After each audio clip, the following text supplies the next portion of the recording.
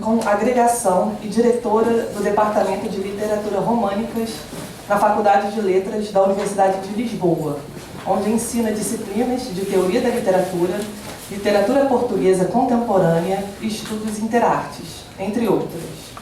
Tem sido professora visitante em várias universidades estrangeiras, especialmente no Brasil, com destaque para instituições como a Universidade de São Paulo, a Universidade Federal Fluminense e a Pontifícia Universidade Católica do Rio de Janeiro.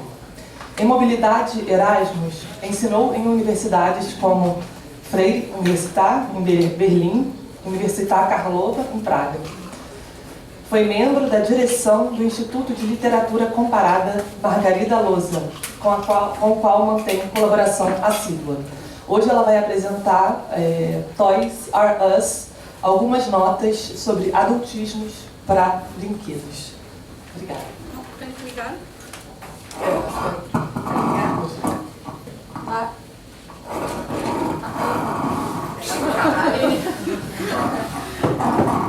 Não tocar. Agora vai? Não. Estou desligado. Sim. Bom dia. Agora sim. Bom dia, Aline, muito obrigada.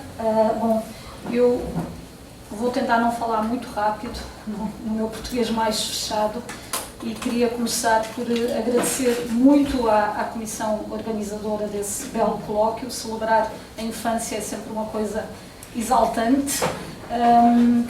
E, portanto, eu vou agradecer por ordem alfabética, que é para ter a certeza que não me esqueço de ninguém, é uma grande comissão. Agradeço muito à Alina, que conheci pessoalmente há quase um ano, então a coisa melhor de trabalhar no Brasil é que todas as vezes que eu venho acumulo amigos, e então está uma coisa quase. E então fico muito feliz de estar aqui na mesa com a Aline Leal. Queria agradecer também à Flávia Trocoli, da UFRJ, ao Francisco Camelo, também da UFRJ, à Aida Alves, companheira de muitos carnavais académicos e outros da UF, muito obrigada. À Paloma Roriz, que também tenho o gosto de conhecer já há alguns anos. E, last but certainly not least, à Rosana Colpins, que foi incansável em toda a organização e em todo o cuidado para eu poder estar aqui. Eu acho que o meu agradecimento é mais especial porque eu sei as dificuldades que existem atualmente de ter convidados do exterior num evento como esses, e então estou duplamente grata pelo esforço que eu sei que fizeram todos para eu poder estar aqui hoje. E queria também cumprimentar o Sérgio Medeiros, é uma honra e uma alegria estar na mesma mesa, e todos os que estão aqui, mas permitam-me que destaque os muitos amigos que tenho a sorte de ter à minha frente e que me deixa muito, muito feliz. Bom, eu tenho um problema com epígrafes, quem me conhece sabe isso, e portanto vou começar com estas 3 epígrafes. Normalmente as epígrafes são o excurso que eu não pude fazer, é uma espécie de texto que ficou por escrever e que fica anunciado. A primeira é de um dos mais importantes poetas portugueses contemporâneos, Rui Belo, e diz: a faculdade poética é um privilégio da infância. O segundo, de um escritor que todos reconhecem, Saint-Exupéry, On est de son enfance comme on est d'un pays. E, por fim, um senhor um pouco mais antigo, Heráclito, na tradução inglesa: Lifetime is a child at play, moving pieces in a game. Kingship belongs to the child. Isto são epígrafes um pouco prospectivas, mas também retrospectivas, tendo em conta o nosso evento, porque eu acho que todas elas, de certa forma, têm uma ligação com o que nós fomos ouvindo até este momento, não é? É uma das vantagens de se falar já no segundo dia, é que já temos uma certa noção do que os outros estão a pensar sobre estas coisas, e ontem, à medida que ia ouvindo as mesas, ia pensando como há coisas que depois parece que são quase um resumo do que os outros já disseram. Entre muitas outras coisas, a literatura ocidental deve ao romantismo a invenção da criança enquanto figura da escrita e a reinvenção do impulso lúdico enquanto forma estética, graças à transferência da teoria e da prática do jogo do âmbito meramente antropológico ou sociocultural para o domínio artístico. Trata-se de uma transferência subsumível na passagem do conceito de homo ludens, que todos conhecemos muito bem a partir do trabalho de Huizinga, para o de auctor ludens, não é? Com um sentido mais específico. O processo é conhecido e dispensa maiores apresentações, sendo, no entanto, digno de nota que o privilégio que uma certa ideia romântica de literatura concedeu à poesia se tenha também traduzido em modos diferentes de essa figura infans se elaborar em cada um dos géneros do discurso. Numa dinâmica ambivalente que ontem a Júlia Carvalho Hansen identificou no movimento entre a experiência e a experimentação. Na ficção narrativa, seria talvez o lugar privilegiado da experiência, Charles Dickens tematizou a figura da criança, convertendo-a em protagonista de alguns dos seus mais conhecidos enredos, ao mesmo tempo que também tematizou uma certa ideia grave de infância pelo enquadramento social no qual as suas personagens se movem e agem. Na poesia lírica, mais lugar da experimentação talvez do que da experiência, por outro lado, William Blake deu à luz as suas canções de inocência a partir da visão e da imagem de uma criança sorridente pousada numa nuvem, que instiga o próprio poeta a escrever Happy songs every child may joy to hear. Não de certo, por acaso, para aquilo que me interessa discutir mais à frente, a primeira dessas Happy songs intitula-se The Shepherd, o pastor. Bom, e não é por acaso que eu trago aqui, obviamente, a reprodução de tudo o que o Blake faz nas suas canções da inocência, não é? Portanto, a parte gráfica e a parte verbal, porque isto seria também todo um outro caminho para pensarmos no Blake à luz desta experiência de ilustrar os seus próprios livros, não é? Uma coisa que estamos habituados muitas vezes a encontrar em livros ditos para a infância. Dickens e Blake desempenham aqui naturalmente uma função por antonomasia, tornando muito precisa uma divergência por vezes convergente, segundo a qual crianças podem desempenhar papéis realistas ou não.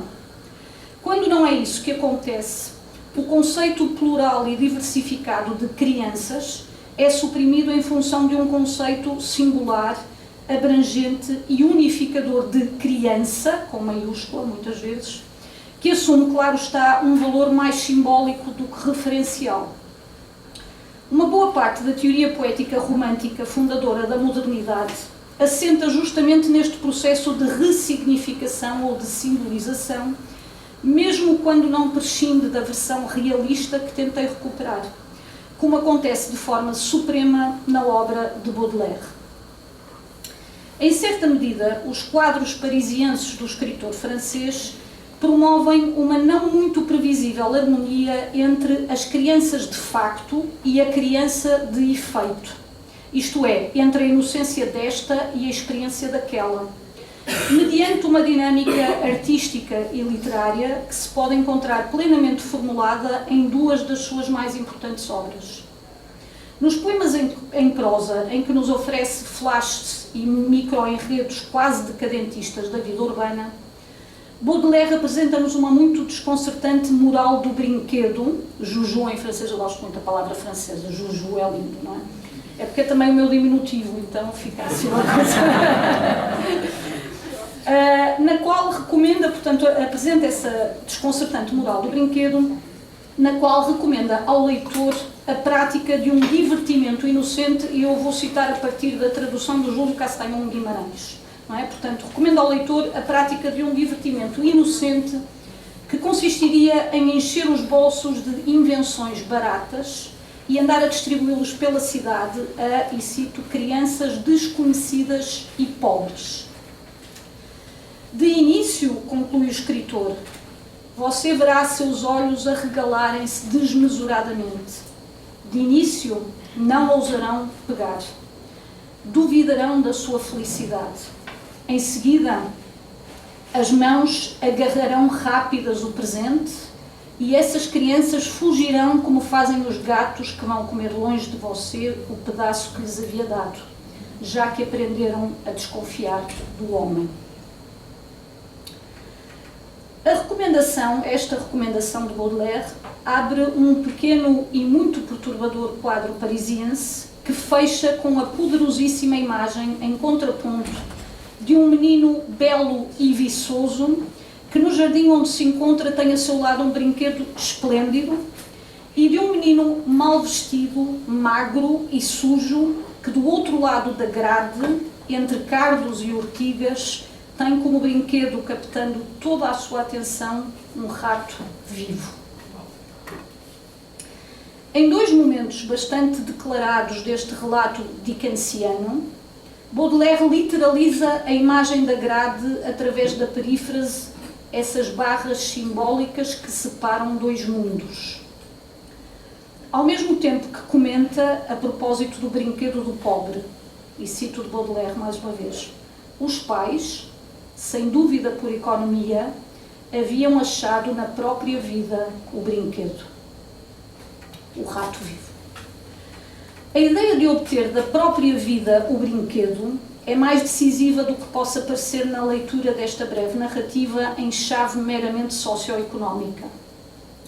Mas a verdade é que no crucial, o pintor da vida moderna, este marxista Baudelaire, avant la lettre, na sua versão esteticista, quis também fixar a identidade entre criança e poeta em termos que nos são muito familiares. E cito do pintor da vida moderna. A criança vê tudo como novidade, está sempre ébria. Nada se parece mais com o que chamamos de inspiração do que a alegria com que a criança absorve a forma e a cor. Mas o gênio é apenas a infância recuperada à vontade, a infância dotada agora para se exprimir de órgãos viris e do espírito analítico que lhe permite ordenar a soma de materiais involuntariamente acumulada. É essa curiosidade profunda e alegre que se deve atribuir o olho fixo e animalmente em êxtase das crianças diante do novo, seja qual for, rosto ou paisagem, luz, dourado, cores, tecidos cambiantes, encantamento da beleza adornada pela toilette. Esta descrição, que já não é uma narração como no caso do brinquedo do pobre, enfatiza a equivalência entre criança e criação, por via de um contacto sempre originário e, nesse sentido, sempre extraordinário, com os dados do mundo e da percepção, naquela que é uma das fórmulas mais determinantes de um modo moderno de entender o que fazem os poetas com palavras. E por isso mesmo sugere que a natureza continuamente originária de um tal tipo de contacto é também a que caracteriza a formação da própria linguagem poética. Esse gesto tendencialmente balbuciante, tão bem reconhecido pela maior parte dos poetas românticos, que o pós-romântico Bernardo Soares viria a resumir exemplarmente, observando que as crianças são muito literárias porque dizem como sentem e não como deve sentir quem sente segundo outra pessoa. Para contar, uma criança que uma vez ouvi disse, querendo dizer que estava à beira de chorar, não, tenho vontade de chorar, que é como diria um adulto, isto é, um estúpido, senão isto, tenho vontade de lágrimas. A necessidade de identificar como literário o enunciado próprio de uma criança, para além de contribuir para a fixação dessa antiga equivalência entre infans e poeta, cumpre ainda aqui a importante função de gerar uma dicotomia entre criança e adulto, responsável por uma outra equivalência, essa segundo a qual um adulto é um estúpido. Talvez por isso Alberto Queiro, o pastor e mestre deles todos, tenha morrido tão cedo, muito provavelmente antes de chegar ao ponto no qual nele coincidiriam o adulto e o estúpido. Num par de poemas datados de novembro de 1915, nos quais antecipa a sua morte e consequente posteridade, Alberto Queiro faz um autorretrato sucinto no qual anuncia: se eu morrer muito novo, ouçam isto, nunca fui senão uma criança que brincava.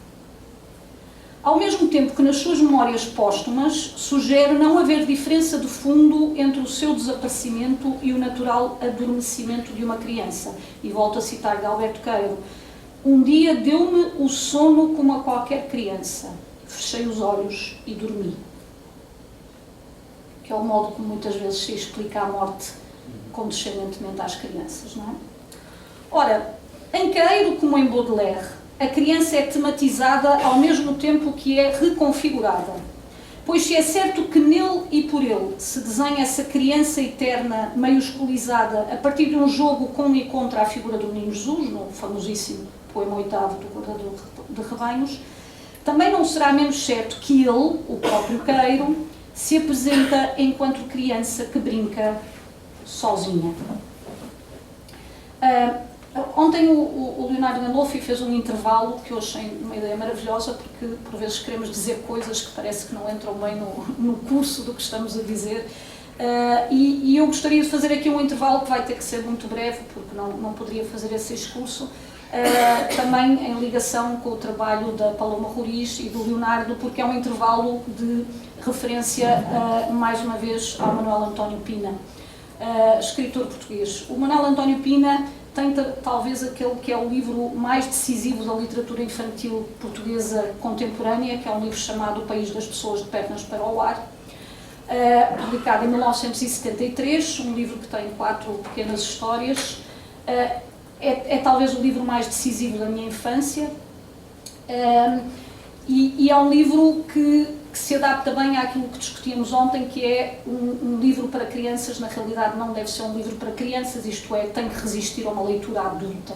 E este livro do Manuel António Pina, que não por acaso tem o Pooh, o Edward Lear, o Carroll, etc., como grandes referências, é esse grande exemplo de um livro que, numa leitura adulta, continua a ser absolutamente extraordinário. E esse livro termina com 2 contos que são escritos a partir do Guardador de Rebanhos, do Alberto Queiro, nomeadamente desse encontro de Queiro com o Menino Jesus. E um deles é absolutamente fascinante e tem alguma relação com aquilo que eu vou dizer a seguir, porque chama-se O Menino Jesus Não Quer Ser Deus, e então é uma história na qual o Menino Jesus é vizinho do Alberto Queiro.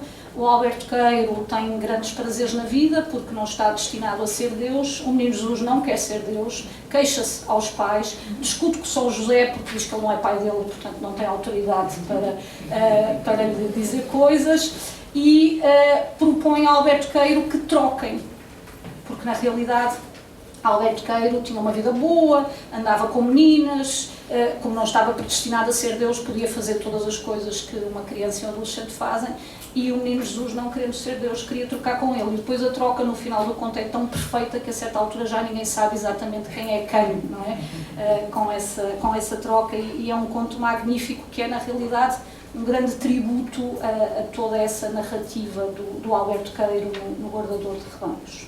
Bom, terminado o intervalo,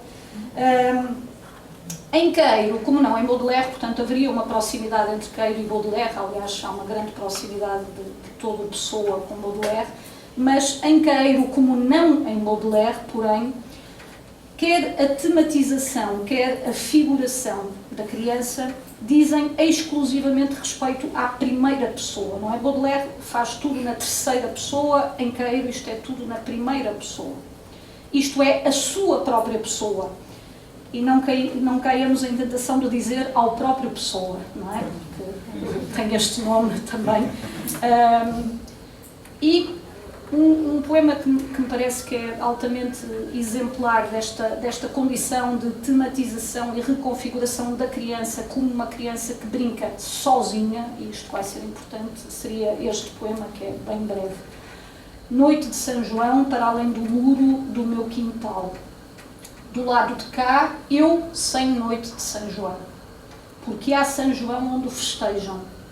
Para mim, há uma sombra de luz de fogueiras na noite, um ruído de gargalhadas, os baques dos saltos, e um grito casual de quem não sabe que eu existo.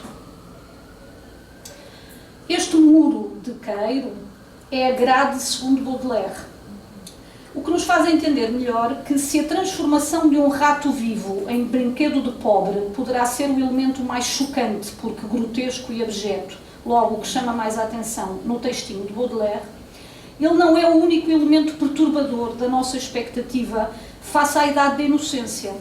na exata medida em que a grade, assim como o muro de queiro, imprime separação, quer dizer, isola cada uma das crianças na respectiva brincadeira e, ao fazê-lo, coloca-os a ambos na posição de crianças que brincam sozinhas. Em todas elas, menino rico, menino pobre, Alberto Queiro, brincar é assim um verbo excessivamente intransitivo, sem qualquer complemento. Trata-se de um aspecto importante que em nada é alheio à condição solitária do poeta moderno concebido pelo romantismo. A criança pobre, na sua solidão precária, tem um brinquedo catado na própria vida. A criança rica, na sua solidão opulenta, despreza o brinquedo artificial que lhe impõe e procura também obter um brinquedo da própria vida. E isto é quase o final do texto de Baudelaire. Ao lado dela, portanto, da criança rica, jazia na grama um brinquedo esplêndido, tão vistoso quanto o seu dono, envernizado, dourado, vestido com uma roupa púrpura e coberto de plumas e vidrilhos. A criança, todavia, não se ocupava de seu brinquedo preferido. Eis o que ela olhava. Do outro lado da grade, na estrada, entre cardos e urtigas, havia outra criança, suja, doentia, fuliginosa, um desses moleques pária cuja beleza um olho imparcial descobriria, se como o olho do especialista percebe uma pintura ideal sob um verniz para carruagens, ele a limpasse da repugnante patina da miséria. Através dessas barras simbólicas que separam dois mundos, a estrada mestra e o castelo, a criança pobre mostrava à criança rica seu próprio brinquedo, que esta última examinava avidamente como um objeto raro e desconhecido. Numa leitura muito imediata, poderíamos entrever aqui a antecipação do ready-made e do ready-found como gestos artísticos. Não parece inválido pensar assim perante um autor que, como Baudelaire, se encontra justamente num momento-chave de passagem de uma concepção mimética e representativa da arte e da literatura para uma concepção imaginativa e apresentativa das faculdades atuantes na criação. A este propósito, aplicar-se-ia aqui perfeitamente o juízo de Octávio Paz acerca de Marcel Duchamp. Para Paz, Duchamp teria exaltado o gesto sem nunca cair na gesticulação. Podendo os seus ready-mades ser puros, isto é, passar sem qualquer modificação do estado de objetos cotidianos ao de obras de anti-arte, ou então serem alterados ou retificados, ainda que de uma forma irónica, tendente a evitar e a prevenir qualquer confusão entre eles, esses objetos, e os objetos artísticos propriamente ditos. Quer dizer, o rato vivo é um fragmento material do mundo real, mas é submetido a uma deslocação. E, graças a isso, transforma-se em brinquedo, como acontecerá também à entrada do século XX, a partir de Braque e Picasso, com o procedimento artístico que identificamos genericamente como colagem. Ainda assim, talvez seja mais revelador ponderar, a partir dos exemplos que tenho vindo a comentar, que crianças que brincam sozinhas, por obrigação ou por vocação, são crianças que inventam os seus próprios brinquedos. Inventam também no sentido de inventariar, de os ir buscar ao mundo, não é? O que pode significar pelo menos três coisas.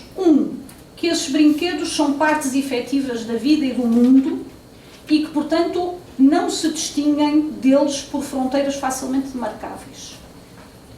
2, que tais crianças desenvolvem uma agudeza imaginativa especialmente forte, que opera por deslocação e transferência. E 3, que os brinquedos destas crianças, porque não se compram, são diferentes de todos os brinquedos de todas as outras crianças do mundo. Em suma, crianças que brincam sozinhas são crianças originais, com brinquedos adversos às imposições forçadas e homogeneizantes da reprodutibilidade técnica. Elas criam ao mesmo tempo um mundo e o idioma exclusivo desse mundo. Todas as crianças, lembra Baudelaire, falam com os seus brinquedos. Os brinquedos tornam-se atores no grande drama da vida. Isto ainda Baudelaire. Esta súmula permite-nos entender bem melhor por que razão o motivo da infância é, na verdade, um leitmotiv da obra de Fernando Pessoa, que quase indistingue os vários heterónimos, o que é contrário a tudo aquilo que nós habituamos a ler em Pessoa, já que os atravessa a todos como uma espécie de biografema cheio de glosas, cujo mote Pessoa parece ter querido transferir do início para o final do seu macrotexto. Com efeito, numa das passagens-chave da famosa carta enviada a Adolfo Casais Monteiro no ano da sua morte, na qual ele explica como é que nasceram os heterónimos, Pessoa admite isto. Desde criança tive a tendência para criar em meu torno um mundo fictício de me cercar de amigos e conhecidos que nunca existiram. Desde que me conheço como sendo aquilo a que chamo eu, me lembro de precisar mentalmente, em figura, movimentos, caráter e história, várias figuras irreais que eram para mim tão visíveis e minhas como as coisas daquilo a que chamamos, porventura abusivamente, a vida real. E logo a seguir diz isto a propósito de uma das suas figuras mais precoces. Lembro assim o que me parece ter sido o meu primeiro heterónimo, ou antes o meu primeiro conhecido inexistente, um certo chevalier de pá dos meus 6 anos, por quem escrevia cartas dele a mim mesmo. Isto continua. Claro que temos que ter sempre em mente que, tal como nem todos os estereoneurasténicos são Fernando Pessoa, não é? Que é a versão da ideia de que Fernando Pessoa explica tudo à luz da estereoneurastenia, mas ele poderia ser esteroneurasténico, mas como diz um grande leitor de Pessoa, António Feijó, nem todos os esteroneurasténicos são Fernando Pessoa. Isso é válido também para a questão da infância, isto é, tal como nem todos os esteroneurasténicos são Fernando Pessoa, nem todas as crianças inventivas devêm Fernando Pessoa, não é? Nem todas se tornam Fernando Pessoa. Nem aguentaríamos, não é? Mas uma redução simplificada e fértil da equação que estas memórias sugerem diz-nos que a heteronímia pessoana tem origem na infância. Em 1935, todavia, data da escrita desta carta, Fernando Pessoa é adulto, logo estúpido, o que explica que haja aqui uma interferência da experiência na inocência, que toda se concentra naquele advérbio mentalmente que ali está, que lhe permite diferenciar, ainda que por abstração, figuras irreais e vida real. Ora, a reconstituição do processo que conduz a esta evidência mental pode ser feita a partir da leitura atenta do livro do Desassossego, que, encarado a esta luz, toma claramente a forma de um Bildungsroman, isto é, de um romance de formação, ainda que desordenado no que seria a previsibilidade expectável de uma cronologia de crescimento. Numa das passagens do livro, Bernardo Soares conta isto. Eu peço desculpa que esta passagem é um pouco mais extensa, mas é importante. Quando criança, eu apanhava os carrinhos de linha. Amava-os com um amor doloroso, que bem me lembro porque tinha por eles não serem reais uma imensa compaixão. Quando um dia conseguia ver às mãos o resto de umas pedras de xadrez, que alegria não foi a minha. Arranjei logo nomes para as figuras e passaram a pertencer ao meu mundo de sonho. Essas figuras definiam-se nitidamente, tinham vidas distintas, e depois vai descrevendo essas vidas distintas e diz: a uns eu atribuía vícios, fumo, roubo, não sou de índole sexual e não lhes atribuía atos, salvo, creio, uma predileção que me parecia um ato de brincar, de beijar raparigas e espreitar-lhes as pernas. Este motivo vai aparecer no conto do Manuel António Pina, de que eu falava há pouco. E depois, mais no final desta passagem, diz isto que é importante. Às vezes estavam longe um do outro, estas peças, não é? Estavam longe um do outro, e eu não podia, com um braço, manobrar esse e outro com o outro. Tinha que os fazer andar alternadamente. Doía-me isto, como hoje me dói não poder dar expressão a uma vida. O punctum deste relato está no corpo e na materialidade das figuras efabuladas, que é a razão mesma da destreza física de que o inventor delas necessita para poder manobrá-las. Elas têm condicionamentos que são da ordem da materialidade.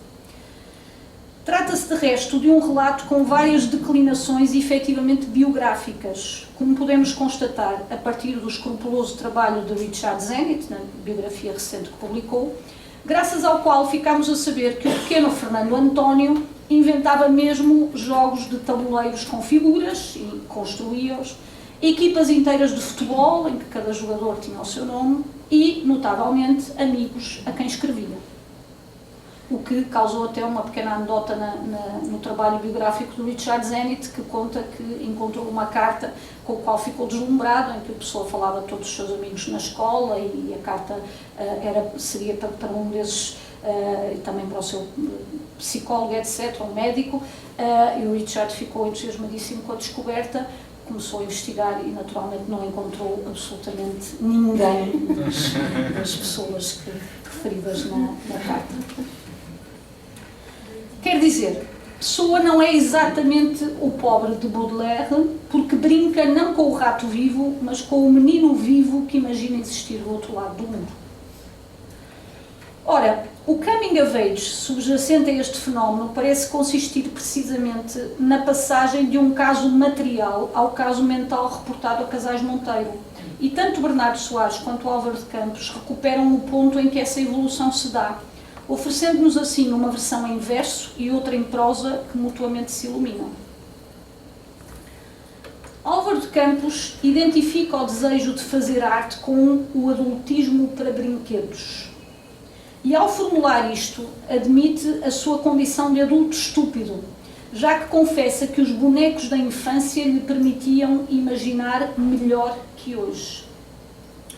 Por seu turno, Bernardo Soares, num fragmento escrito a partir da retomada do motivo Our Childhood's Playing with Cotton Reels, portanto, os tais carrinhos de linha, é um fragmento em que ele retoma esse motivo da brincadeira com o carrinho de linha, Bernardo Soares esclarece: a minha mania de criar um mundo falso acompanha-me ainda, e só na minha morte me abandonará.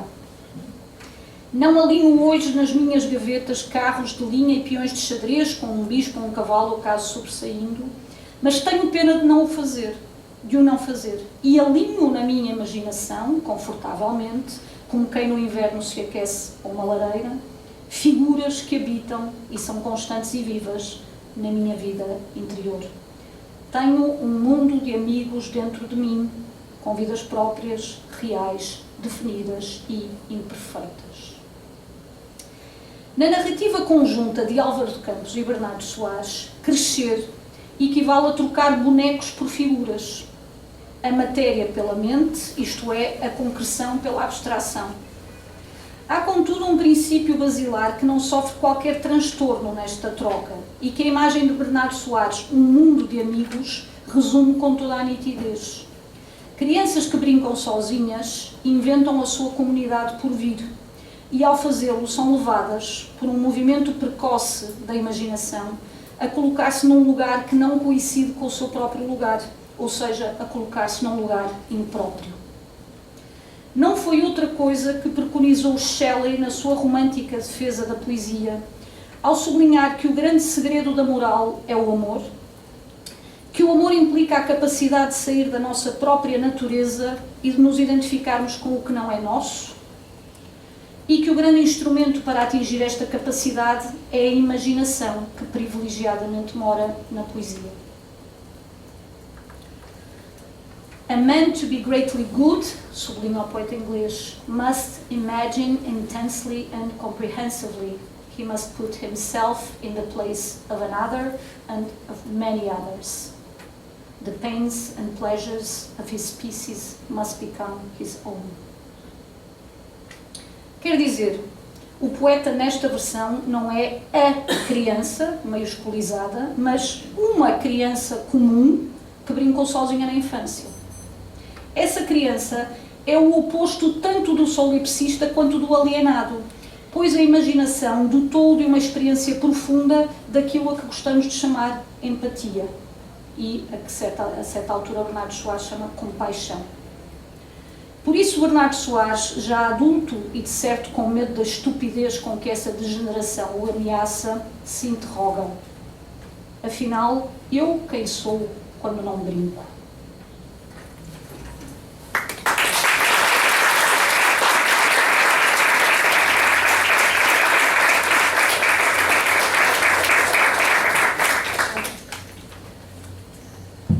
Muito obrigada. Joana, pela sua fala riquíssima, que contribui muito para a discussão do seminário.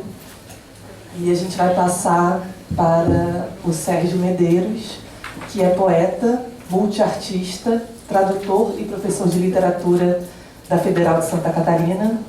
Publicou vários livros de poesia, entre eles A Idolatria Poética ou A Febre de Imagens, que ganhou o Prêmio Literário Biblioteca Nacional em 2017, O Sexo Vegetal, que foi finalista do Jabuti, e O que Aparece e o que Não Aparece.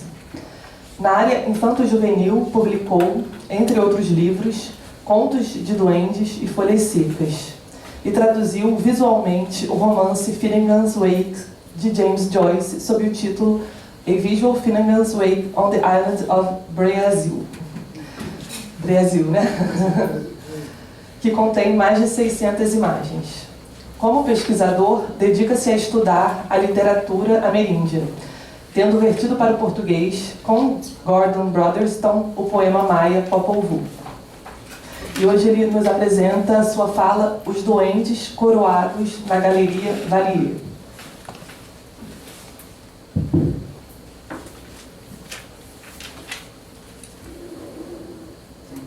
Bom dia, eu agradeço aos organizadores deste evento, né, pelo convite e pelo fato de estar aqui visitando a PUC pela primeira vez na vida.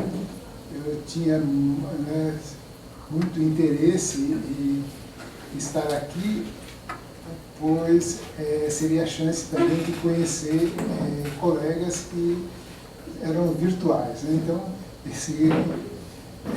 esse encontro me permitindo concretizar, né, vários amigos virtuais. Mas eu vou falar de amigos virtuais, né? A minha obra é uma celebração dos amigos virtuais, embora, né, os amigos presenciais aqui sejam importantíssimos. E, na verdade, eu vou falar do livro Coroado, que é um balanço que eu faço da minha experiência com o livro, sobretudo com o livro infanto-juvenil. É uma história do livro, é uma história da linguagem do livro, que é inédito, mas que ele tem uma versão que não pode ser publicada e que eu vou montar aqui do lado de fora, se não estiver ventando e chovendo, é um livro objeto. Quando voltarmos do almoço, vou voltar um pouquinho mais cedo e vou montar esse trabalho. E eu quero muito, gostaria muito de fazer isso, porque esse nosso encontro é sobre o jogo. Eu acho que eu tinha que jogar. Tenho que jogar. Eu não quero falar só de jogo, eu queria jogar também. Eu acho que nós, autores infantis juvenis, temos que jogar.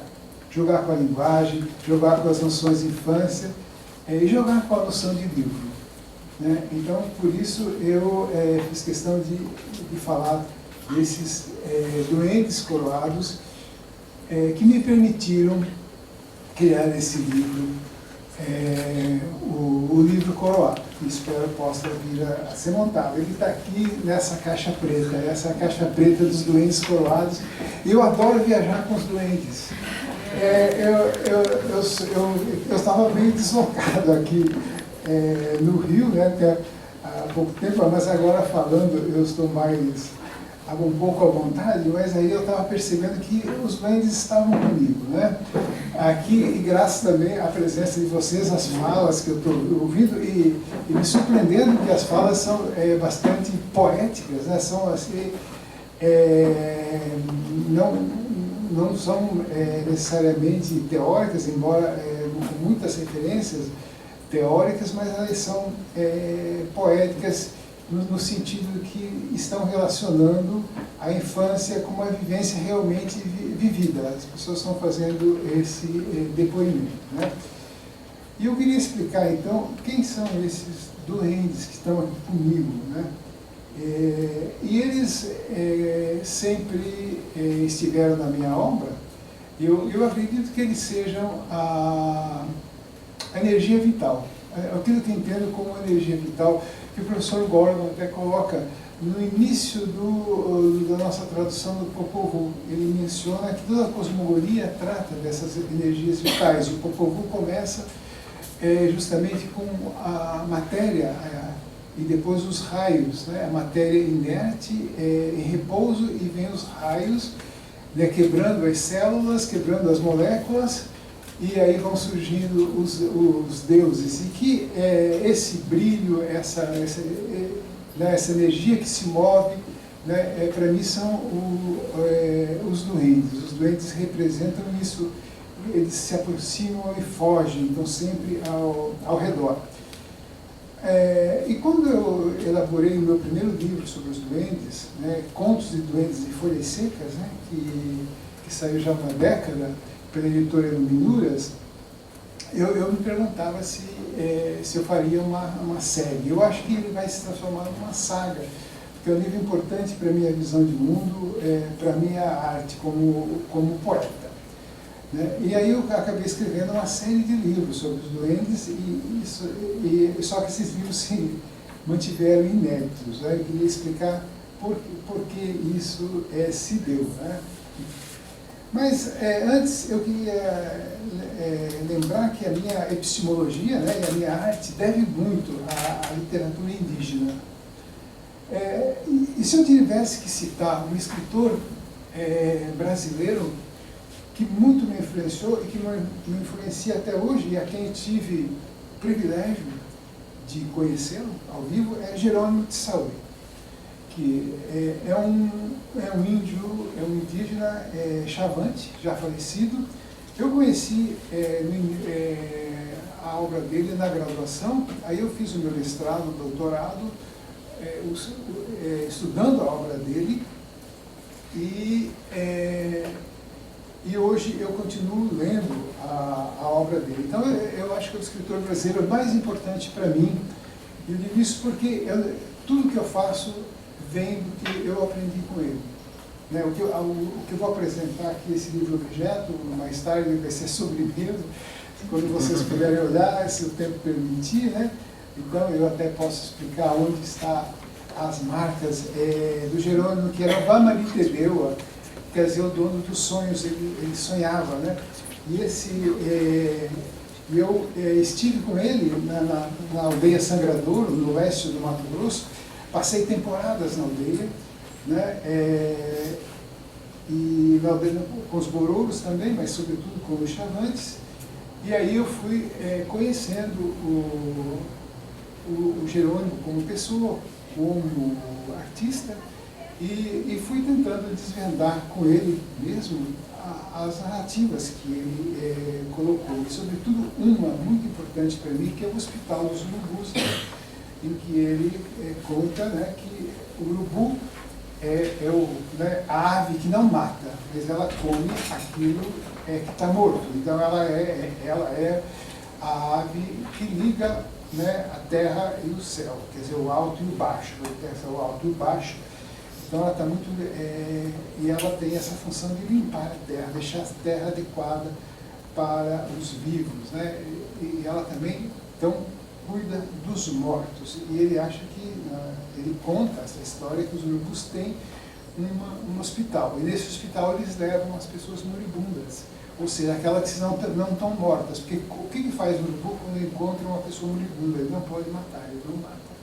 Então ele trata das pessoas, ele leva para o seu hospital. Quando elas são curadas, elas são devolvidas à terra. É assim, na visão simbólica do Jerônimo de Saúde, para contar essa história. E toda a minha obra, então, depende dessa visão que eu herdei desde dos urubus. Então, aqui para falar do cavalo, eu só desenho urubus. Quase só urubus.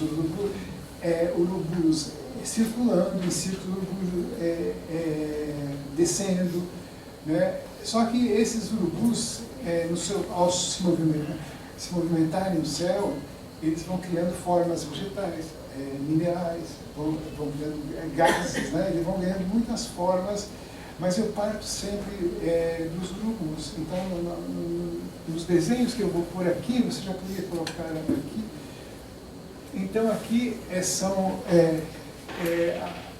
uma parte do livro coroado, né, na forma de um cocar e de um colar, e em todos eles tem urubus. Eles provêm do movimento dos urubus. Estão presentes em todo, que vão formar de diferentes figuras. E quando eu conheci o Jerônimo, o Jerônimo disse para mim: olha, eu não narro mais. As narrativas que eu pedi que ele me recontasse, ou outras que eu queria recolher para estudar, porque eu fiz na USP, né, e eu fiz entre a antropologia e teoria literária, me disseram: você tem que trazer narrativas inéditas. Né? Era uma exigência para você levar a contribuição sobre os estudos chavantes, os estudos dos povos G, à frente. E aí o José falou: não narro mais. Não narra mais, ele não narrava mais porque a narração não é, no caso dele, como um dono dos sonhos, Dona Maria Pereira, dependia de uma série de rituais de iniciação, né, e que ele não podia mais realizar. Então ele não contava. Mas aí ele me deu o que ele estava fazendo, que era desenhando. Ele escrevia um grande calígrafo, ele tinha um caderno que fazia, uma escritura cênica, que a gente diz, mas rítmica, que eram raios também, raios criadores, e que iam, esses raios, né, iriam preenchendo essa folha, e essa que chama a energia vital. E ele entregou para mim: olha, o que eu vou entregar para você é isso, é escrita visual, não é a escrita verbal, não é a minha fala. Na época eu não compreendi, eu fiquei desapontado, porque eu falava: como que eu vou então chegar lá, era o meu projeto de trabalhar com as narrativas verbais, como que eu vou mudar para trabalhar isso? Né? Então eu não consegui, nem no mestrado e doutorado, dar conta desse lado visual da escrita de Jerônimo. Eu só estou conseguindo fazer isso na minha obra artística agora, nos meus poemas, nos poemas objetos. E eu guardei desde essa época uma folha com a sua escrita. E eu mantenho contato com os chavantes até hoje, atualmente via WhatsApp, e parece que essa folha que eu tenho foi a única que sobrou da arte do Jerônimo. Então é o meu amuleto. Está lá em casa, a coisa a mais valiosa da minha casa é o amuleto, assim como nós temos uma caixa do Marcel Duchamp. Né? Compramos um colecionador numa galeria em Londres, né? A Boîte Invalides, né? Do Marcel Duchamp, uma das últimas versões, mas então está lá essas duas obras importantíssimas, né, do Jerônimo, e essa obra está me alimentando. Tem um livro aqui, Trio Pagão, onde tem a reprodução dos desenhos do Jerônimo e onde eu dialogo, né, com os Jerônimos, com a caligrafia do Jerônimo. E essa energia vital que eu sinto nessa narrativa. Mas eu queria também, pensava que devia dar uma concretude para essa energia também na forma de figuras, figuras não só de traços. Né? E aí eu imaginei os duendes coroados. Os duendes, porque os duendes aparecem na mitologia que eu lia nessa época, não exatamente Chavante, mas ligada à mitologia ameríndia, sobretudo a Papocuva Guarani, que existem duendes ali. E esses duendes são chamados de comida de gavião, porque são pequenas figuras que os gaviões carregam no bico. Então a gente fica ambíguo. Ela é comida, o gavião está comendo os duendes, ou ele está transportando os duendes lá, como transporta a comida de um lado do outro. De qualquer maneira, o duende fica como uma coisa extremamente vital, né? Ele é uma comida, né? Ele alimenta os gaviões, né? Ele é a comida básica dos gaviões. Então eu acho que os duendes é também é a minha comida básica da minha imaginação. E aí entra um outro autor que mais me influencia, que é o James Joyce, um escritor irlandês, né, que imaginou uma história do Brasil, no seu livro Finnegan's Wake, que é a ilha, né, uma ilha que é a High Brasil, que está no oeste, na costa oeste da Irlanda, e que ela constava, claro, dos mapas medievais.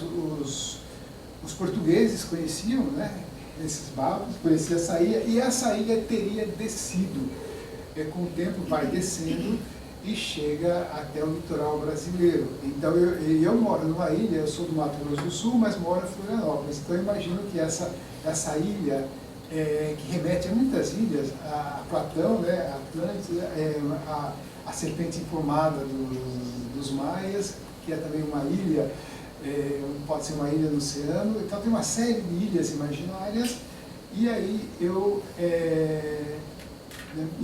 imagino que eu esteja vivendo nessa ilha hoje, que ela está ao lado de Florianópolis, embora seja invisível, né, invisível. E ela está cheia dessa energia, desses duendes que aparecem na mitologia irlandesa, esses duendes, né? Então a minha literatura tem muito a ver com esse contato entre o hemisfério norte e o hemisfério sul. E essa ilha, esse deslocamento, é que faz essa ligação entre os dois hemisférios.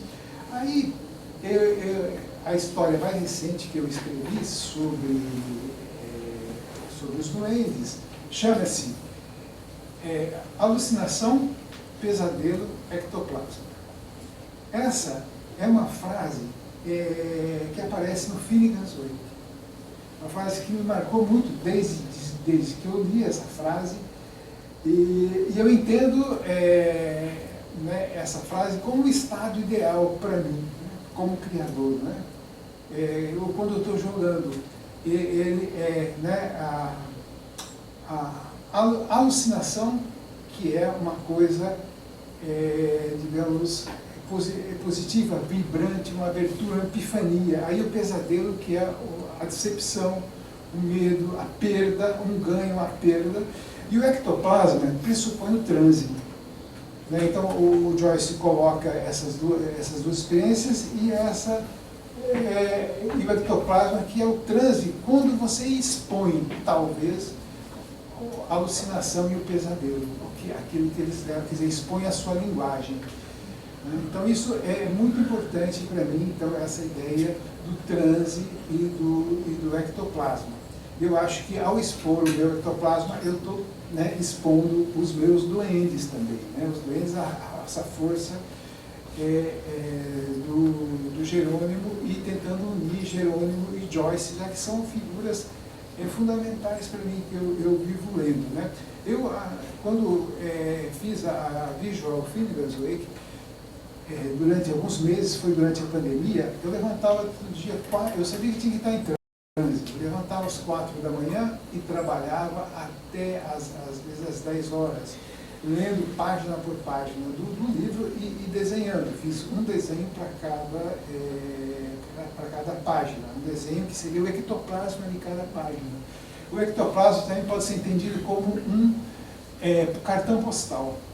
Que você no seu pesadelo, na tua alucinação, você visita um universo, e aí você solta o ectoplasma, que é o cartão postal. Isso aparece no Ulisses, do Joyce, onde tem a madrugada, né, a história de um marinheiro que talvez nunca tenha viajado, ou se viajou, se aposentou, e ele então, mas ele tinha um cartão postal para mostrar para as pessoas, e era justamente uma imagem do Peru ou da Bolívia, dos índios ameríndios, que o Joyce traz, né, isso,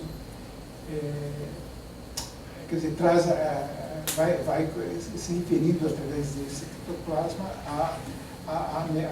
ao mundo que eu estou aqui. E eu queria fazer uma menção aqui, uma homenagem a um grande escritor, né, há dois artistas cariocas que são importantes para mim, sempre foram.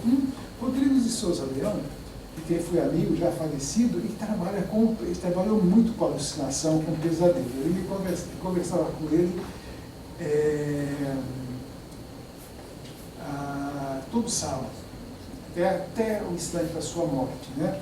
E eu tive o privilégio de poder fazer a apresentação do primeiro livro dele, que é um dos grandes livros da literatura moderna, da literatura contemporânea, né? Que é Os Cães Azuis, que fala justamente do pesadelo, fala da alucinação. E outro artista importante é Elliot Sica. Eu, quando vi a primeira vez um bode de vidro, e eu vi, foi em Londres, na Tate, não na Tate Modern, na outra, né, que tem a homenagem a Mondrian, que tem o vidro, a vasilha de vidro com o líquido, e atrás tem a tela, tem o pano, né? E eu, quando vi o pano, falei, olha, é o ectoplasma aqui. Quer dizer, é como se fosse a nuvem, a nuvem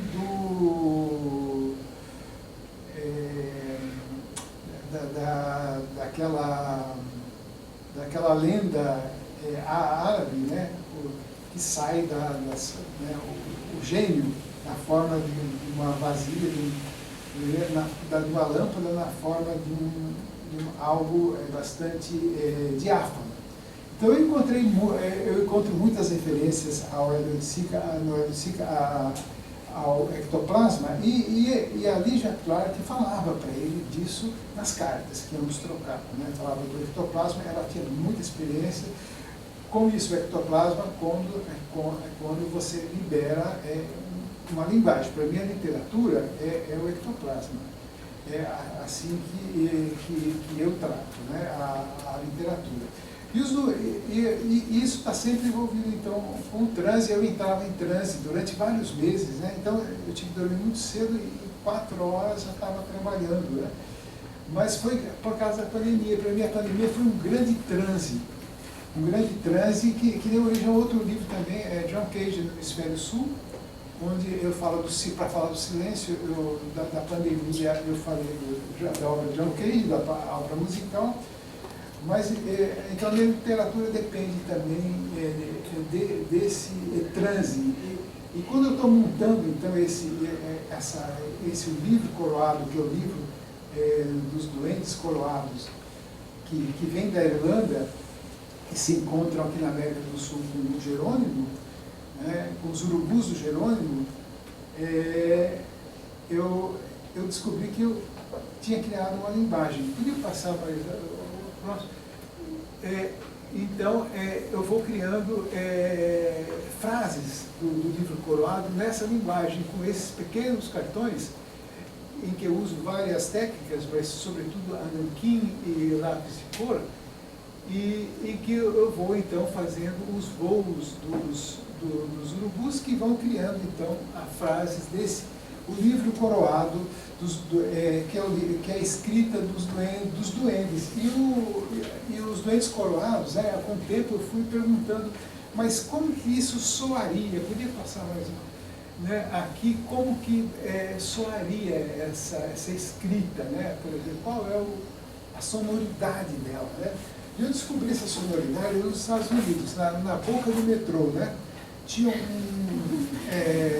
eu estava parado, esperando a Dirce, que estava fazendo a compra, e aí eu estava com frio danado. E aí eu estava, eu e um afrodescendente, um cadeirante, que ficava agitando as moedas para quem saía do metrô. E tem a ver essa coisa, né, do mundo profundo da Terra. Então, isso aqui, que pode, eles também estão numa bromélia aqui, eles soam assim, ó.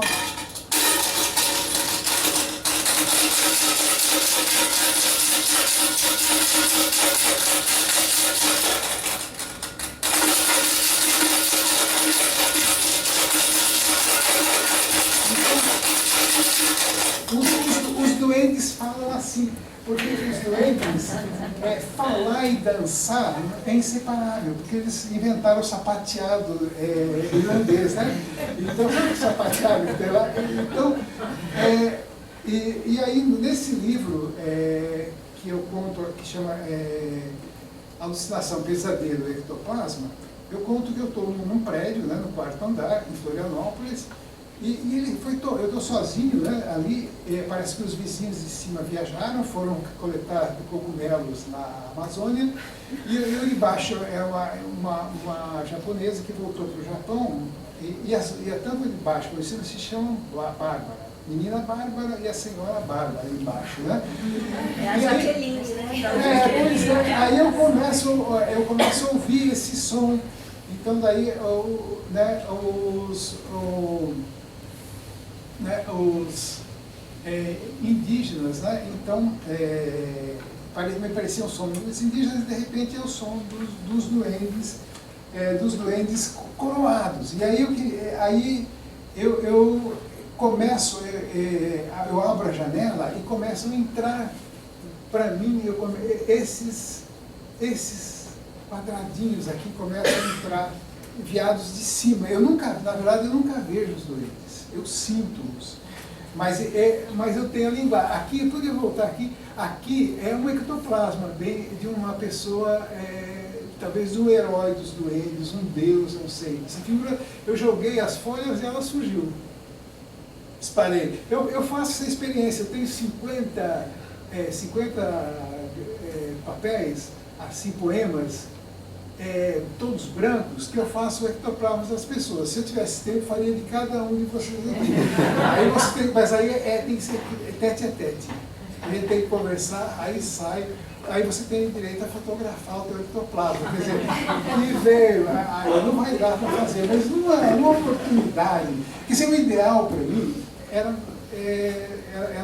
poder ter, talvez, assim, falar um pouquinho e depois me esconder numa sala, daí cada confessionário, né? Cada um. Assim, e aí pode contar a experiência da infância também. Mas aí queria lembrar que isso aqui também eu encontrei no Nietzsche. E assim falou Zaratustra. Eu achei que é isso que eu faço. Existe um duende filósofo para o Zaratustra, que é essencial para a mudança de todos os valores. Talvez comece aí. Toda a filosofia moderna, quer dizer, toda a teoria da literatura também, que deve a Nietzsche, que deve a Heidegger, que deve a Blanchot, a tantos autores, e Deleuze, e amamos, né?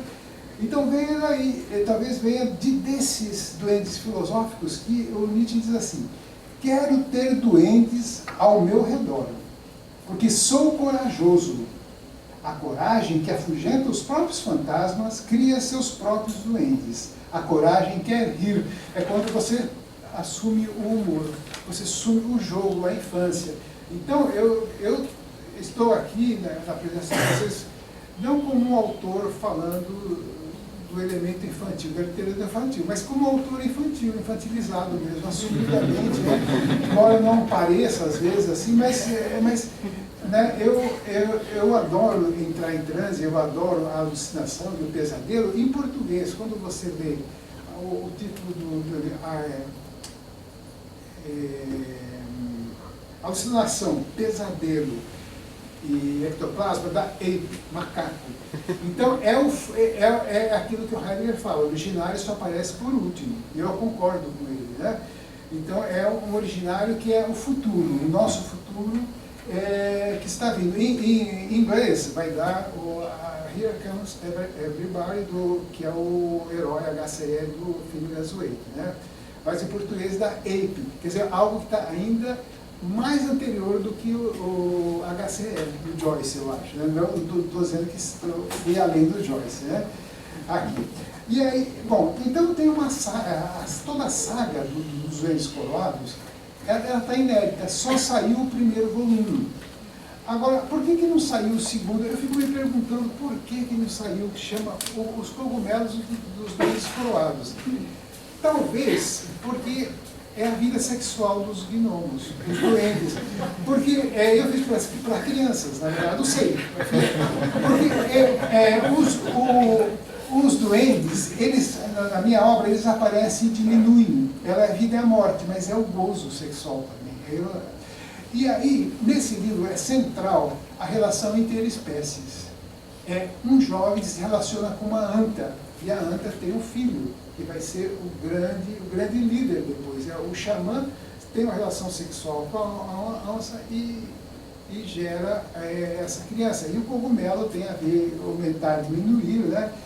E agora essa versão a terceira versão que eu fiz, que é Ape, também fala num prédio, os doentes subindo e descendo, essa energia, né, do Jerônimo, energia através de raios batendo no prédio, também sendo uma coisa sexual.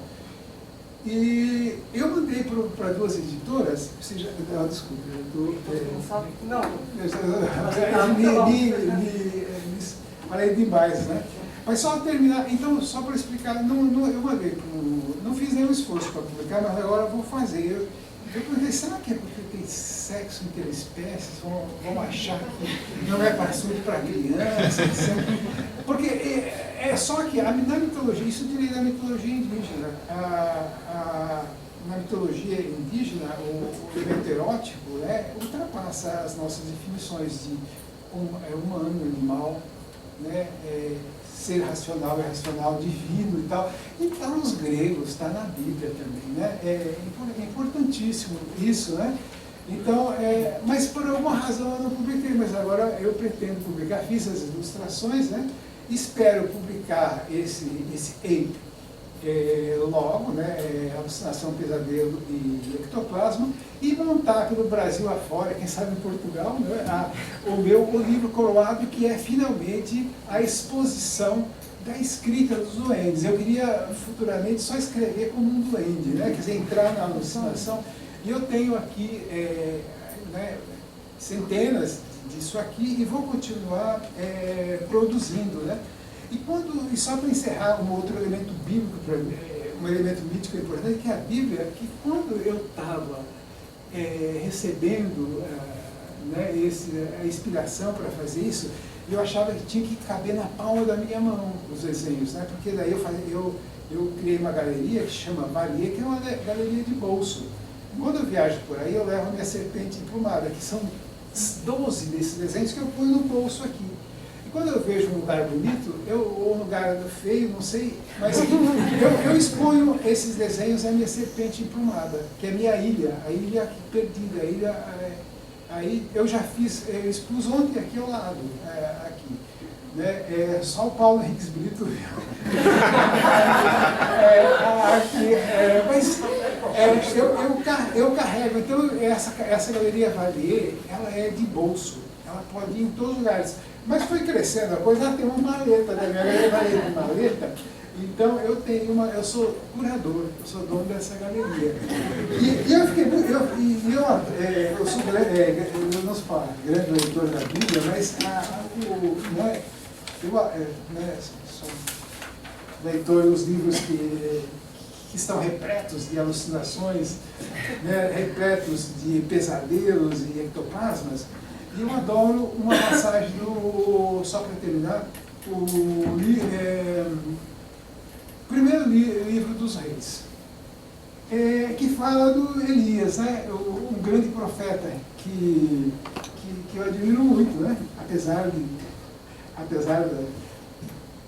dos pontos negativos e positivos, mas tem uma passagem dos Reis que diz assim, disse ele, Elias, ao seu servo, que era uma época de devastação, né? O Senhor estava punindo Israel, e havia ali o Monte Carmelo, aonde Elias foi com seu servo, e pedindo que a chuva voltasse, né? Da expectativa de que aquela seca, né, que estava matando os animais, os seres, acabasse. E ele vai com o servo, e ele diz assim, ele se dobra, né, em honra ao Senhor, né? Vai se posternar por terra, e fala, sobe e olha na direção do mar. E aí eu moro, né, diante do mar, nós estamos diante do mar, a ilha Rai Brasil está diante do mar, né, que fala Ilha do Brasil, E o servo foi 7 vezes. E ela, não vejo nada, não vejo nada. Daí na 7ª, a gente sabe o quão importante o número 7 para a Bíblia, né? Na 7ª vez, o servo lhe disse, o servo vai, né, ao topo do morro e volta. Vejo uma nuvenzinha do tamanho da palma da mão, que se eleva do mar. Então, eu descobri que quando uma nuvenzinha pode virar uma tempestade, né? Quer dizer, eu fiz um desenho e hoje já estou chegando, eu vou chegar a 500 desenhos, né? Então, eu não trouxe todos aqui, eles vão se proliferando e cabe na palma da mão. E hoje a minha poesia, né, ela tem trabalhado com a ideia de catástrofe, mas assim, com a ideia de avalanche. Livros que não cabem mais na estante. Então tem que botar na estante e ele joga todos para frente. E eu achei que tem muito a ver com o que está acontecendo no sul do país, né? O Rio Grande do Sul era o grande ponto cultural para nós, né? Onde tudo acontecia para o sul e foi totalmente destruído. Então, isso deu um grande abalo na minha poesia, e aí eu senti que os livros os meus livros, uma parte deles vão ter que ser livros avalanche, livros cujas páginas se espalhem, né? Então, para ser exposto, né? Então, que não poderiam caber nas estantes, teriam que nadar. Então, essa é uma nova fase da minha obra, e aqui lembrando essa tragédia de onde eu nem não podia deixar de mencionar, porque toda a minha obra ela é influenciada também pelo aquilo que eu estou vivendo. Desculpe ter me prolongado demais. Eu fui o único que recebeu até agora, porque eu falei.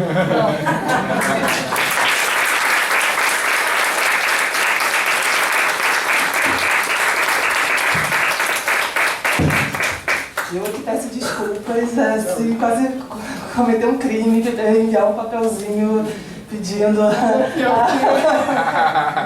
espero que não tenha sido gravado isso. Do profeta Elias, né? Mas, bom, enfim, quero agradecer muitíssimo a composição dessa mesa, que eu achei que foi muito feliz. Como acho que tem sido a reação ao fim das mesas, a gente nunca sabe muito bem o que dizer, né? Sempre um desafio, porque traz muitas novidades e muitas reflexões. A Joana, eu espero muito que você publique esse seu texto, porque eu quero ler, reler, de preferência que você publique no dossiê do colóquio que a gente está organizando.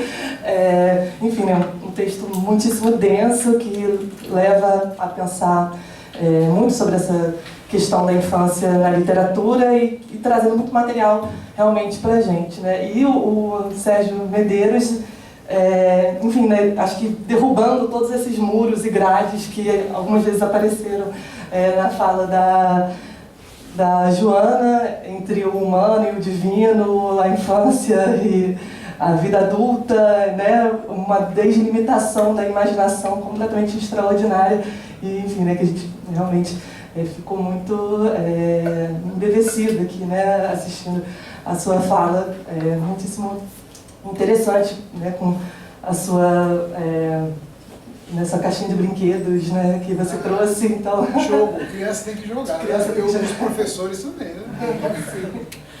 E bem, eu vou fazendo considerações muito breves mesmo, para ainda o pouco tempo que a gente tem que poder passar para o público. Só queria fazer uma pergunta para a Joana, porque eu fiquei muito interessada nessa imagem da criança sozinha, brincando, pensando também na criança como aquilo que nunca fica sozinha, né? Na verdade, a gente deve geralmente ter os olhos sobre a criança, né?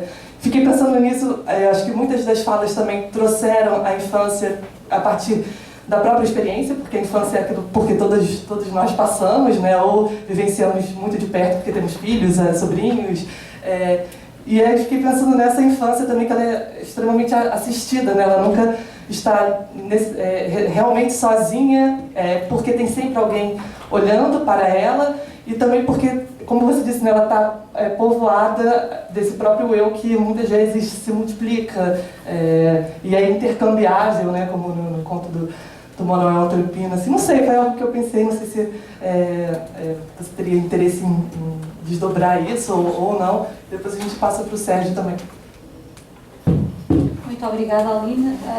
Bom, na realidade, houve um momento em que eu pensei que, de facto, essas crianças sozinhas estão ou por condição ou por vocação, não é? E talvez eu tenha pensado um pouco em crianças que, no mundo ideal, nós pensamos que a criança está sempre assistida, não é? Mas no mundo real, muitas vezes a criança não tem essa vigilância, E claro que os exemplos com que eu trabalhei aqui não deixam de ser exemplos privilegiados, vamos dizer, não é? Mas o Baudelaire, nós habituámos-nos muito a pensar no Baudelaire como um esteticista que está preocupado com a modernidade, mas na realidade ele tem muitos momentos sociais na sua obra, não é? Este é um deles. E o caso de Pessoa é um caso que é muito delicado, porque nós estamos muito viciados, por um lado, naquela coisa de ler os heterónimos do Pessoa à luz de caixas, não é? Que é Álvaro de Campos, o futurista, Alberto Queiro, o Pastor, e o Ricardo Reis, o neoclássico, etc. Como se não houvesse entre eles uma circulação. E eu acho que uma coisa importante que tem acontecido em leitores recentes é mostrarem que uma boa parte da heteronímia se explica à luz das respostas que eles dão uns aos outros, não é? Há provocações, às vezes, muito subtis, muito difíceis de identificar. E o outro vício em que caímos a propósito do Pessoa, que é um vício formalista, é achar sempre que o Pessoa, que a pessoa do Pessoa não tem relação nenhuma com toda aquela ficção que ele criou. E se tentarmos suprimir um pouco esse preconceito biografista, não é? Eu fui educada assim, que é a vida do autor não tem absolutamente nada a ver com aquilo que ele escreve, etc. É coisa da modernidade, é coisa dos estudos literários do século XX. Mas se suprimirmos isso relativamente ao Pessoa, por exemplo, neste caso delicado, o Pessoa teve uma infância por condição e por vocação em que tinha muito pouca assistência, não é? Sofreu. Eu estava a ler no outro dia um dos capítulos do livro maravilhoso da Rosana, que é o capítulo sobre o Boltanski e sobre a leitura que o Benjamin faz do Freud, não é? Com aquela coisa da criança que puxa e faz desaparecer, não é? Que é uma forma de lidar com a ausência. E eu acho que isso faz muito sentido para o caso de Pessoa, não é? Porque ele teve que lidar com a morte do irmão, teve que lidar com a falta do pai, teve que lidar com um padrasto, teve que lidar com uma ida súbita para um país que não era o dele, teve que lidar com ter que morar com tios. Portanto, há na infância dele uma gestão das perdas, não é? Que depois poderia ser lida à luz desta coisa do brinquedo que aparece e desaparece, da criação esta angústia que ele mostra enquanto Bernardo Soares de dói-me como me dói agora não poder criar uma existência, não é? É realmente uma dor, é aquela dor fingida dele que é a dor que ele de veras sentiu, não é? E então, aquilo que elaborando, pensando um pouco sobre isso que realmente me foi ocorrendo, é que há uma figura de criança que é a criança não assistida, não é? E que nós vemos, por exemplo, eu comecei com o Dickens por causa disso, para nós no Dickens isso é muito óbvio, não é? É o Oliver Twist, são aquelas crianças que nós achamos que vêm daquele contexto social, pobre, etc. Mas talvez haja uma formulação disso que não tem esse lado evidente do cuidado social, mas que na origem é a mesma coisa, não é? São crianças sem vigilância, sem essa assistência que no mundo ideal seria sempre o cuidado com a criança. Não sei se respondi ali, mas... Bom, eu antes queria abrir para o público, né, para fazer uma pergunta, senão eu teria até uma pergunta para o Sérgio Medeiros, mas não quero monopolizar, melhor eu fazer. Eu queria que você falasse, se pudesse, né, se te interessasse, falar um pouco mais sobre essa escrita do urubu, assim, né, no céu, essa movimentação que ele faz, expandindo também o espaço, como que isso se desenvolve na sua própria escrita, né? Eu conheço esse trio pagão, né, em que você mostra a escrita do Jerônimo de Salé, que é uma escrita, parece uma fumaça, né? Algo assim. Pode ser uma liana, um cipó, né? Pessoal, dessa escrita do urubu, hieroglífica. Né? Agora, eu, na minha formação, eu estudei também venho estudando já há 30 anos os hieróglifos maias. Né? Eu chamo esses aqui de glifos, não de hieróglifo, porque hieróglifo seria glifos sagrados, eu não sei, são profanos. Né? Mas como eu traduzi o Popol Vuh e o professor Gordon, que foi meu orientador nos Estados Unidos, eu estava na Universidade de Stanford, lá a tradução, e a gente lia os códices. Os códices sobraram 15 códices, sendo que 3 com a escrita maia, que sobraram assim, na íntegra, né? E de lá para cá eu venho pesquisando muito as escritas indígenas. Eu, por exemplo, acho que todo mundo tem escrita. Eu não acredito que há povo analfabeto. Eu sempre relutei em ver a escrita só como ocidental. Ou ver a escrita só como alfabeto. Não, no caso da Mesoamérica, seja os códices mistecos, os códices mistecos ou astecas e maias, eles são uma escrita altamente sofisticada, é uma escrita, são livros de imagens, livros coloridos, né, em que a abstração e a figura estão juntas, e os chavantes se pintam, eles se escrevem. Uma cesta indígena está cheia de padrões geométricos. Aliás, a arte geométrica, né, ela é a arte ameríndia. A abstração geométrica está aqui. É incrível que os brasileiros, os artistas brasileiros, não se deem conta disso. Os artistas da Argentina, do Uruguai, do México, há muito tempo já sabem disso. Né? Ou então o pessoal da Bauhaus, né? O Joseph Alberts, que veio para cá, se migrou na época que Hitler sobe ao poder, e ele veio com a sua esposa Anne, que era judia, então ele não era católico, mas ela estava sendo perseguida, eles se mudaram. E quando eles chegam aqui, radicados nos Estados Unidos, e vão para o México, foi super importante para a poesia concreta, para a poesia não concreta,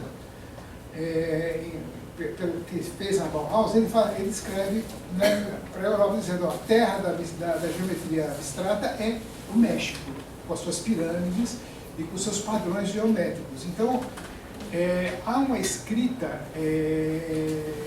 muito refinada em toda a América, no que diz a geometria a traços. Você pega lá dos Estados Unidos, a Terra do Fogo, você vai encontrar traços. Então, eu falei, não vou reproduzir os padrões gráficos indígenas, que seria roubo, né? ou não vou reproduzir, embora eu já tenha feito, os glifos maias que eu estou estudando. Mas eu falei, eu precisava encontrar, então, uma linguagem que eu atribuísse a essa força vital que eu chamo de duendes, e que ela tivesse, então, acompanhasse essas escritas ameríndias, mas que ela tivesse um sinal específico. Aí surgiram os urubus, foi aí que é uma escrita que ela tem muita curva, muitos traços, né, tem muito ritmo, porque tem o movimento dos urubus e com a vantagem que falava da vida e da morte. Porque os doentes assim desaparecem, eles estão vivos e estão mortos. Tanto é que a história que estou escrevendo agora chama-se O Suicídio de um Duende Coroado. Mas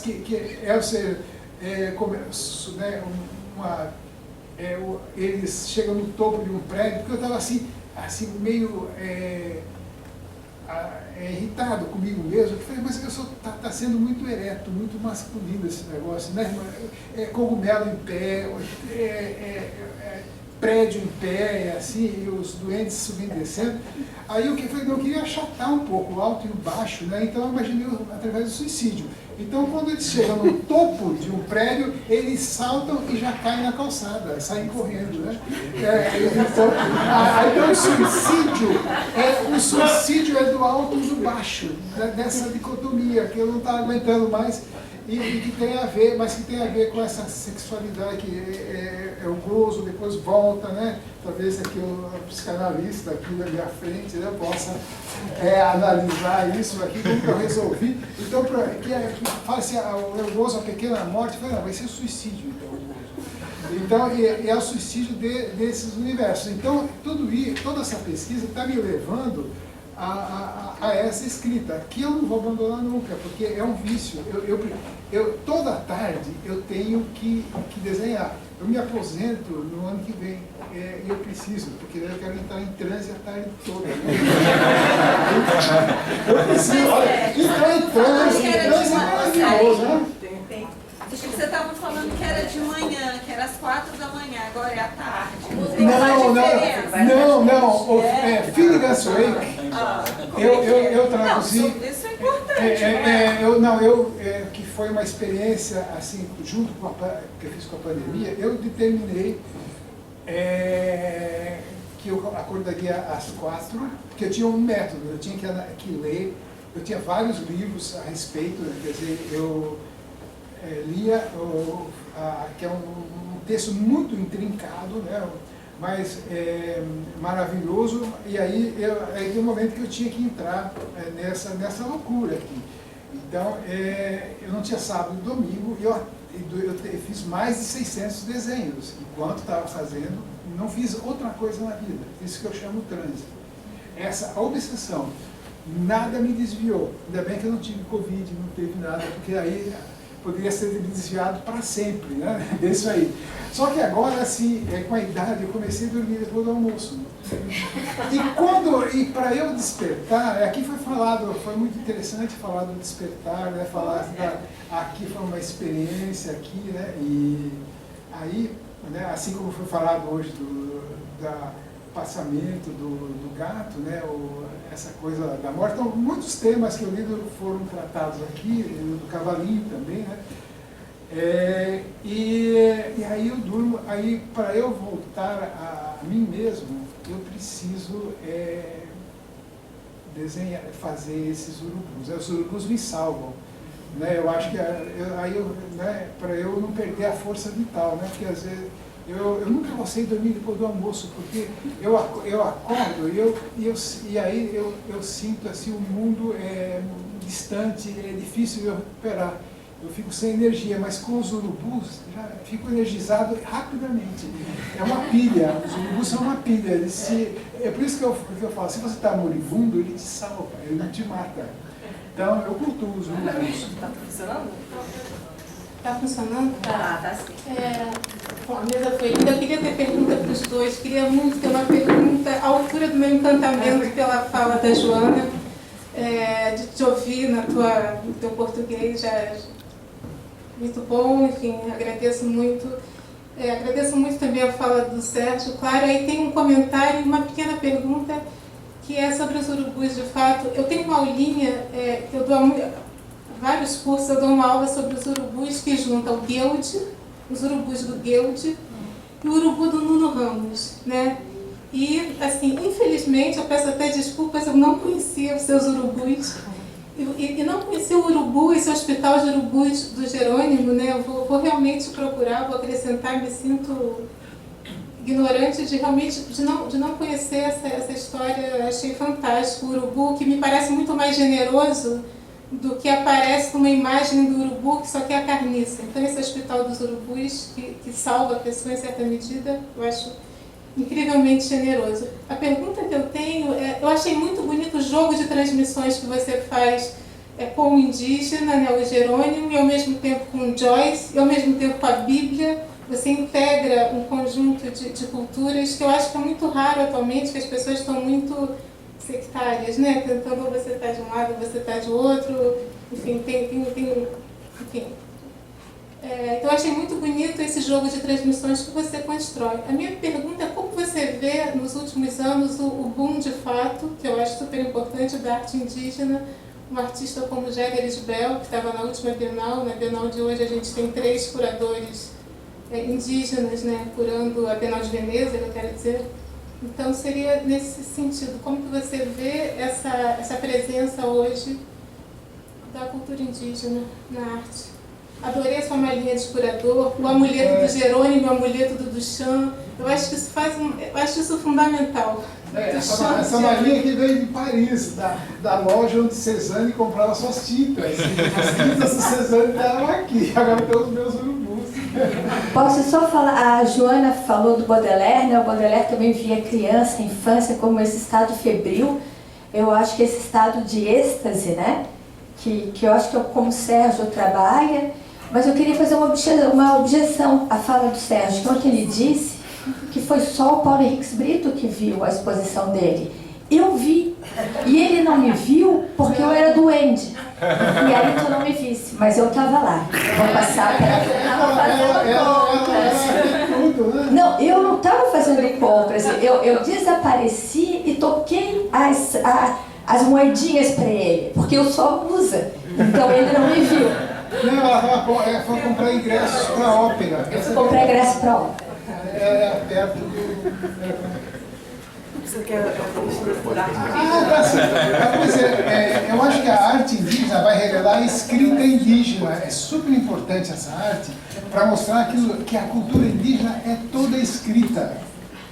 Os corpos, os objetos, então não tem escrita ágrafa, isso é uma loucura. Quer dizer, todos eles são escritores, se pintam, fazem a tatuagem. O alfabeto não pode ser colocado como o definidor do conceito de escrita. Sinto muito. Vamos pegar o glifo, vamos pegar as escritas rítmicas, que são anteriores ao alfabeto. E o alfabeto deve a isso também, de certa forma, né? Então toda essa população ameríndia está produzindo textos há milênios em pedra, em louça, e também no papel, porque a Mesoamérica é conhecida pelos seus livros. Já havia bibliotecas lá, milenares, a gente sabe. Quando chegam os conquistadores, as bibliotecas maias e astecas tinham centenas de códices, que foram queimados, mas sobraram alguns. Né? Então, a diferença da Mesoamérica para o resto do continente é que é a terra dos livros. Cultuam um livro. E há vários tipos de escrita. Né? E eu acho que, finalmente, a gente está tendo acesso não só à arte indígena, mas à escrita indígena. Agora, a escrita do Jerônimo, ele fazendo, é um negócio que realmente me encanta, me inspira, mas de alguns indígenas contemporâneos não me inspiram. Eu acho que eu nunca vi arte indígena cafona, kitsch.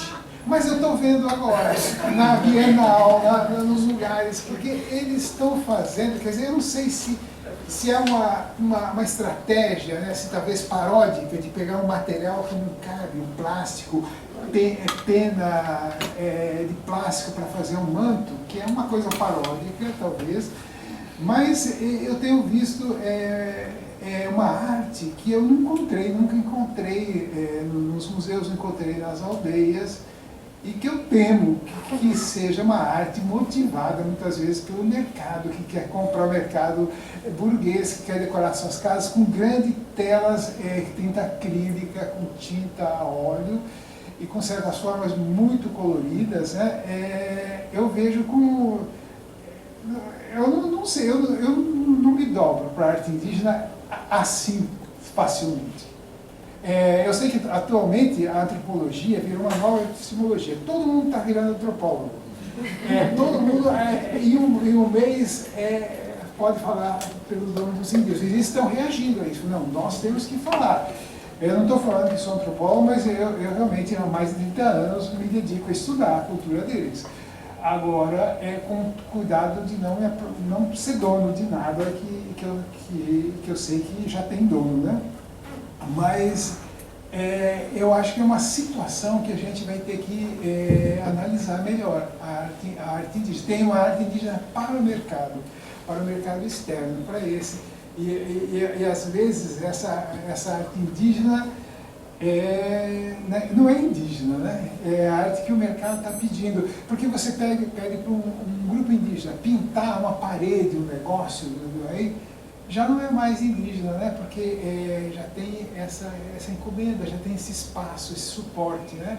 E muitas vezes isso não sei como que essa orientação é dada, né? Para como usar, que forma de usar, o tamanho de usar. Não sei, não estou querendo ser purista, mas eu acho que o kit já entrou na arte indígena. Eu vi a arte geométrica que encantou Anne Albers, que ela foi a grande artista têxtil aqui a maior, né?